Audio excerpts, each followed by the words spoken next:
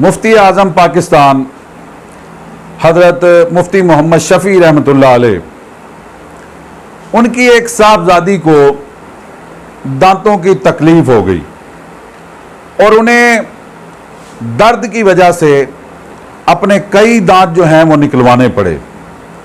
एक मरतबा वो अपने दांत निकलवा कर हज़रत मुफ्ती शफ़ी साहब रहमहुल्लाह की खिदमत में हाजिर हुई तो हज़रत मुफ्ती साहब ने पूछा, बेटा क्या हाल है? तो उनके मुंह से हाल बताते हुए ये बात निकल आई। उन्होंने कहा, अब्बू जी दांतों का भी बड़ा अजीब हाल है। बचपन में जब ये आते हैं तब भी तकलीफ़ देते हैं और जब टूटते हैं तो तब भी तकलीफ़ देते हैं।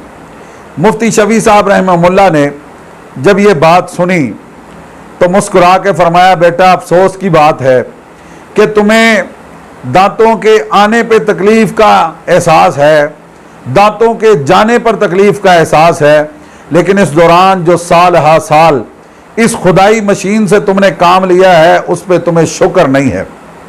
इसीलिए मशहूर आलिम अल्लामा इब्ने मंजूर अफरीकी रहमहुल्लाह ने अपनी किताब लिसानुल अरब के अंदर लिखा है, वो फरमाते हैं कि शुक्र एहसान को पहचानने और उसको फैला